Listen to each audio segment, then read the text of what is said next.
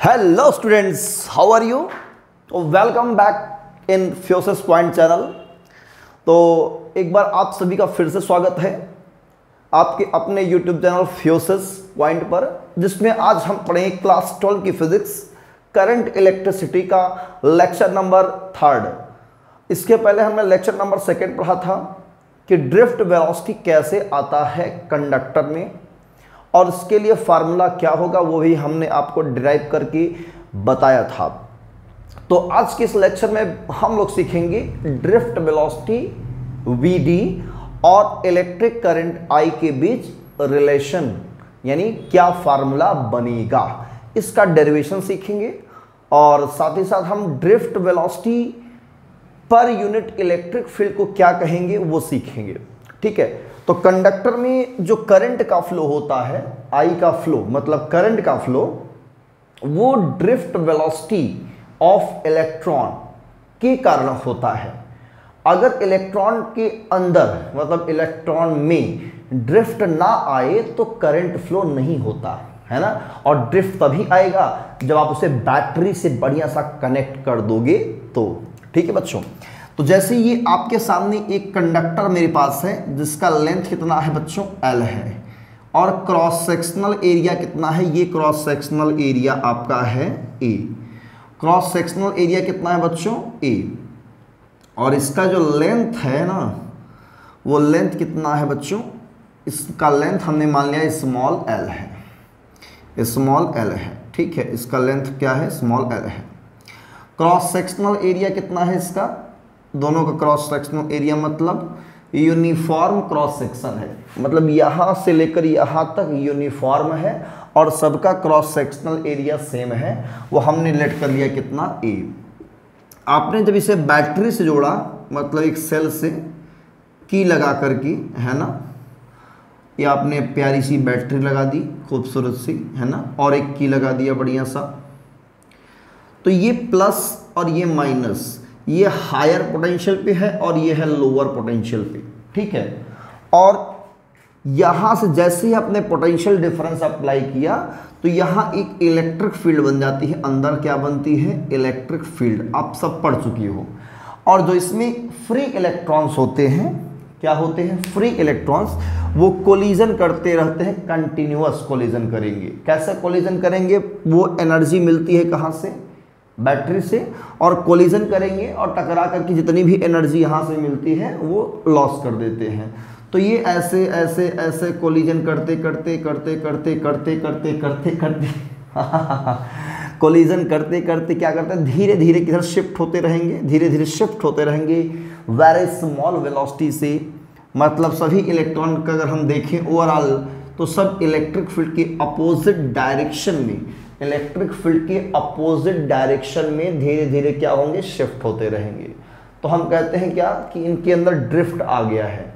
जैसे मान लो बहुत ढेर सारा भीड़ है, पब्लिक है, अगर आपको यहाँ से मान लो इस छोर तक जाना है तो आप कभी धक्का मुक्का से खाते खाते कभी इधर जा रहे हैं, कभी इधर जा रहे हैं, कभी इधर, इस तरह धक्का मुक्की खाते खाते फाइनली आपका जो शिफ्टिंग हो रही धीरे धीरे किधर हो रही है, ये आप धीरे धीरे इधर ही बढ़ रहे हैं, है ना। तो जो फ्री इलेक्ट्रॉन्स होते हैं उनका जो ड्रिफ्ट होता है वो कुछ इस डायरेक्शन में रहेगा हमेशा, और एक स्मॉल एंड कांस्टेंट वेलोसिटी से ही ट्रेवल करेंगी। मतलब जो यहाँ इलेक्ट्रॉन होगा वो इसको इतना डिस्टेंस ट्रेवल करना होगा, कितना डिस्टेंस ट्रेवल करना होगा, L। सभी इलेक्ट्रॉन को L डिस्टेंस ट्रेवल करना ही होगा। क्लियर। अब इसमें अगर हम यूनिट वॉल्यूम में, कितने वॉल्यूम में, यूनिट वॉल्यूम में, let number of electrons per unit volume, per unit volume अगर हम मान लेते हैं स्मॉल n है तो टोटल इलेक्ट्रॉन कितने होंगे, टोटल इलेक्ट्रॉन कितने होंगे बच्चों, तो कहोगे टोटल इलेक्ट्रॉन, यूनिट वॉल्यूम में जितने इलेक्ट्रॉन होंगे उसमें क्या करेंगे, इस कंडक्टर के वॉल्यूम का मल्टीप्लाई कर देंगे, है ना भाई। यूनिट वॉल्यूम में n इलेक्ट्रॉन है तो पूरे होल वॉल्यूम में कितने इलेक्ट्रॉन होंगे, तो पूरे होल वॉल्यूम में इलेक्ट्रॉन होंगे, यूनिट वॉल्यूम का जो इलेक्ट्रॉन होगा उसमें मल्टीप्लाई कर देंगे, गुणा कर देंगे पूरे वॉल्यूम का, तो वॉल्यूम कैसे निकालते हैं, एरिया इनटू लेंथ, यानी NaL, इतने इलेक्ट्रॉन होंगे। अब इतने इलेक्ट्रॉन हैं और ये T टाइम के लिए फ्लो होते हैं। कितने टाइम के लिए, फॉर टाइम T टाइम के लिए अगर फ्लो होते हैं, अगर T टाइम के लिए चार्ज फ्लो हो रहे हैं तो अमाउंट ऑफ चार्ज कितना होगा, अमाउंट ऑफ चार्ज, एक इलेक्ट्रॉन पे E चार्ज होता है तो इतने पर क्या हो जाएगा, NaL इंटू E, इतना चार्ज फ्लो करेगा। तो करंट कितना आएगा बच्चों, तो करंट आपका आएगा चार्ज अपॉन टाइम। इस चार्ज की वैल्यू हम वहाँ पुट कर देंगे तो I की वैल्यू क्या मिलेगी, NaL small e upon time. और हम ये टाइम भी कैलकुलेट कर सकते हैं, जितने भी इलेक्ट्रॉन्स हैं सबको L डिस्टेंस, मतलब यहाँ से यहाँ तक ट्रेवल करना ही पड़ेगा, और सभी ट्रेवल कर रहे हैं ड्रिफ्ट वेलोसिटी Vd से। तो स्पीड इक्वल टू क्या होता है बच्चों, speed equal to distance upon time. तो डिस्टेंस कितना हमारा है, यहाँ पे L है, टाइम लगा T, स्पीड क्या होगी, ड्रिफ्ट वेलोसिटी यानी L बाई T। तो यहाँ से T निकालेंगे तो Vd डिवाइड हो जाएगा L अपॉन Vd। ठीक है, अब क्या करेंगे, हम इसको बनाएंगे इक्वेशन फर्स्ट, इसको बनाएंगे सेकंड, इस T की वैल्यू यहाँ पुट कर देंगे तो फर्स्ट एंड सेकंड, है ना। आप क्या करोगे, इस T की वैल्यू यहाँ पर पुट कर देंगे, ले जाकर के रख देंगे, है ना। जब रख देंगे तो I कितना मिलेगा हमें, NaL E upon T by Vd, है ना। यहाँ L होगा, सॉरी बड़ी मिस्टेक से हमने लिख दिया इसको, L होगा, और ये L मर जाएगा, है ना, मर जाएगा। तो ये Vd का मल्टीप्लाई कहाँ हो जाएगा, यहाँ पे आएगा NeaVd, ये फार्मूला आता है बच्चों, क्लियर। NeaVd, इलेक्ट्रिक करंट और ड्रिफ्ट वेलोसिटी में यही रिलेशन होता है, I इक्वल टू NeaVd। तो मैं चाहूँगा आप सबसे कि इतनी बातें जो है वीडियो स्टॉप करके ज़रूर नोट करें। तो आपने नोट कर लिया है बच्चों, तो हम थोड़ा सा इसके आगे बढ़ते हैं और इस साइड करते हैं इरेज। तो कर देते हैं इरेज, काम तमाम करते हैं और थोड़ा सा कॉन्सेप्ट और आपको एक्सप्लेन करेंगे, क्योंकि हम चाहते हैं कि ये छोटे वीडियो में हमारा ये वीडियो आप लोग देखें और समझ सकें। तो I इक्वल टू क्या आया बच्चों, फाइनली कहोगे sir I equal to NeaVd, ये फार्मूला मिला, है ना। अब बच्चों यहाँ से अगर मैं A को डिवाइड कर दूँ नीचे, है ना, अगर मैं इस A को डिवाइड कर दूँ यानी I अपॉन A कह दें तो क्या मिलेगा, NeaVd आ जाएगा ना। और I अपॉन A को हम लोग कहते हैं करंट डेंसिटी। ये लेक्चर 1 में हमने पढ़ाया है, करंट इलेक्ट्रिसिटी लेक्चर 1 में जब आप सर्च करेंगे, इस वीडियो के मैं डिस्क्रिप्शन में लिंक में दे दूंगा, तो वहाँ करंट डेंसिटी डिटेल में हमने बताया है, करंट डेंसिटी और करंट क्या है ना। तो ये J हो जाता है, तो J इक्वल टू NeaVd, ये फार्मूला हमारा बन जाता है, ठीक है। और इसी को हम और मॉडिफाई कर सकते हैं, इक्वेशन नंबर 3 बनाएंगे, इसको बनाएंगे 4th।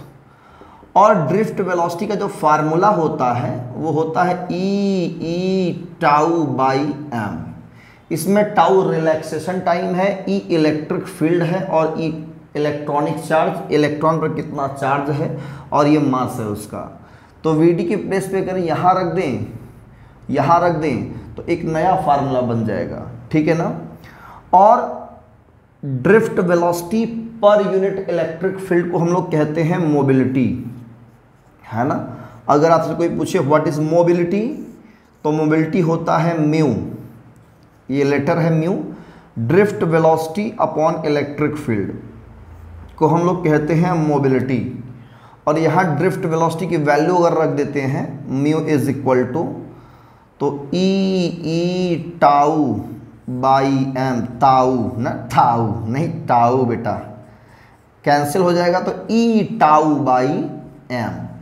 ये है मोबिलिटी ऑफ इलेक्ट्रॉन्स, यानी चार्ज कैरियर, सिर्फ इलेक्ट्रॉन ही नहीं, जो चार्ज को कैरी कर रहा हो, इससे आप मोबिलिटी निकाल सकते हो यूनिट इलेक्ट्रिक फील्ड में, या तो ये फार्मूला यूज कर सकते हैं VD/E।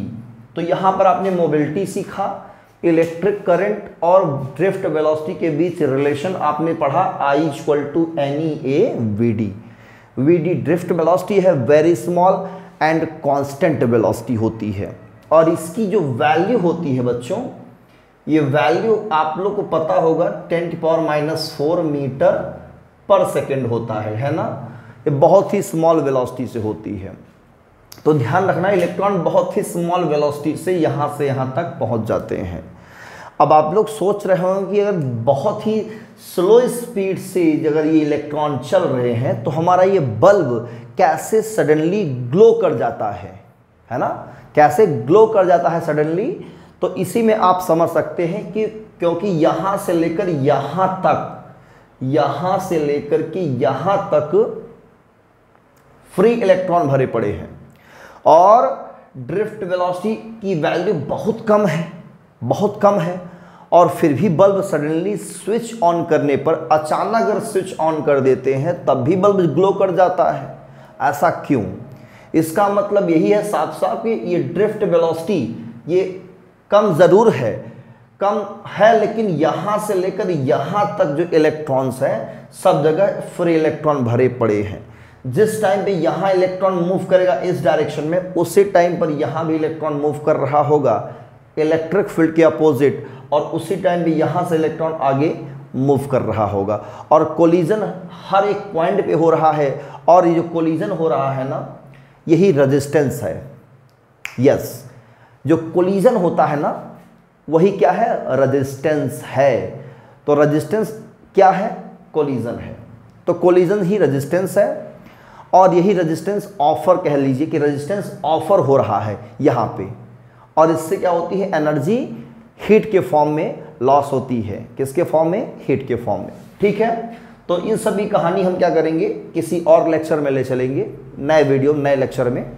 आज की इस वीडियो में सिर्फ हमें जानना था रिलेशन बिटवीन I और VD, और ड्रिफ्ट वेलोसिटी आपने पढ़ ही लिया है कितना होता है, E/τ/m। यहाँ पे पुट कर लेंगे तो एक और फार्मूला बन जाएगा, आप लोग चेक कर लीजिएगा। और मोबिलिटी μ क्या होती है? तो drift velocity upon electric field, मतलब यूनिट इलेक्ट्रिक फील्ड में कितनी ड्रिफ्ट वेलोसिटी होगी वही मोबिलिटी है। क्या है? मोबिलिटी, मतलब यूनिट इलेक्ट्रिक फील्ड में ड्रिफ्ट वेलोसिटी कितनी है, ये अमाउंट को हम लोग कहते हैं मोबिलिटी, और इसे डिनोट करेंगे म्यू से, और यहां से इसकी यूनिट, डायमेंशनल फार्मूला, सब कुछ कैलकुलेट आप कर सकते हो। तो मेन कॉन्सेप्ट ही बच्चों समझना होता है। क्लियर है? तो इसे अच्छे से नोट करके अपने लैंग्वेज में नोट्स बनाइए और लिखिए, पढ़िए। तब तक हम मिलते हैं किसी और नए लेक्चर में नए टॉपिक के साथ में, इसके आगे का पढ़िए। All the very best, thank you.